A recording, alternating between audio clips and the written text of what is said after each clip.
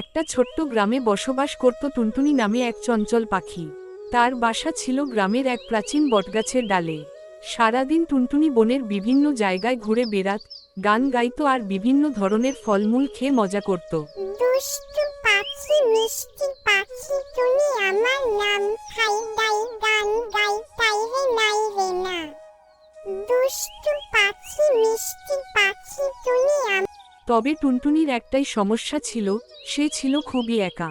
গ্রামের অন্যান্য পাখিরা তার মতো চঞ্চল ছিল না, তাই তাদের সঙ্গে টুনটুনির মনের মতো মজা হতো না। একদিন সকালবেলা টুনটুনি বটগাছের নিচে একটা অদ্ভুত দৃশ্য দেখল। একজন মানুষ গাছের নিচে বসে কাগজে কিছু লিখছে। টুনটুনি মানুষটাকে আগে কখনো দেখেনি। টুনটুনি প্রথমে ভয় পেয়ে একটু দূরে বসে রইল। মানুষটাও তাকে দেখে হাসল। মানুষটার হাসি খুবই বন্ধুত্বপূর্ণ ছিল। একটু পরে টুনটুনি সাহস করে গাছের নিচে নেমে এল। তুমি কি আমার সঙ্গ দেবে ছোট্ট পাখি? তুমি কে আর এখানে কেন? আমি আমি লেখক। একটি নতুন গল্প লিখব বলে এই বটগাছের নিচে এসে বসেছি। কিন্তু তুমি কে? আমি টুনটুনি, এই গাছেই আমার বাসা। তুমি কি গল্প লিখছো? হ্যাঁ, কিন্তু এখনো ঠিক করিনি কিসের গল্পটা হবে। তোমার মজার কিছু অভিজ্ঞতার কথা আমাকে বলবে, যা নিয়ে আমি গল্প লিখতে পারি? এমন কথা শুনে টুনটুনি খুবই খুশি হল। সে লেখককে বনের বিভিন্ন মজার গল্প, পাখিদের খুনসুটি আর তার নিজের কাণ্ডকারখানা বলল। লেখক সব গল্প মনোযোগ দিয়ে শুনল এবং তা নিজের খাতায় লিখে রাখল।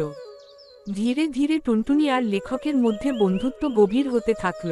টুনটুনি প্রতিদিন লেখকের কাছে নতুন নতুন গল্প শোনাতে শুরু করল, আর লেখক সেগুলো দিয়ে সুন্দর সুন্দর গল্প রচনা করত। টুনটুনি বলতো, আমার গল্পগুলো কি অন্য মানুষও পড়বে?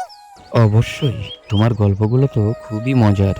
সবাই তোমার মতো সাহসী ও মজাদার পাখির সম্পর্কে জানতে পছন্দ করবে। তুমি কি শুধু গল্প লিখবে? তোমার গল্পগুলো দিয়ে আমি শিশুদের জন্য একটি বই লিখব, যাতে তারা তোমার মজার কাণ্ড শুনে হাসতে পারে এবং প্রকৃতির সৌন্দর্য সম্পর্কে শিখতে পারে। টুনটুনি খুবই খুশি হল।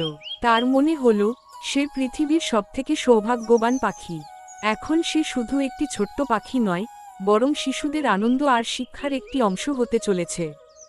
গল্পের বইটি প্রকাশিত হলো কিছুদিন পর। বইটির নাম দেওয়া হলো টুনটুনির মজার কাণ্ড। শিশুদের মধ্যে বইটি খুব জনপ্রিয় হল। গ্রামের শিশুরা লেখকের কাছ থেকে বই কিনত আর টুনটুনির গল্প শুনে হাসত। লেখক আর টুনটুনির বন্ধুত্ব দিনে দিনে আরও মজবুত হল। টুনটুনি আর একা থাকত না। সে বুঝল, বন্ধু হতে হলে শুধু মানুষ বা পাখি হতে হয় না, মনের মিল থাকলেই বন্ধুত্ব সম্ভব। এরপর থেকে টুনটুনি আর লেখক গ্রামের বিভিন্ন শিশুদের সঙ্গে গল্প শেয়ার করতে শুরু করল। প্রকৃতি, বন্ধুত্ব আর মজার ছোট ছোট ঘটনা তাদের জীবনকে রঙিন করে তুলল। এইভাবেই টুনটুনি আর লেখকের বন্ধুত্ব শুধু তাদের জীবনকেই নয়, গ্রামের সবার মনেও আনন্দ এনে দিল।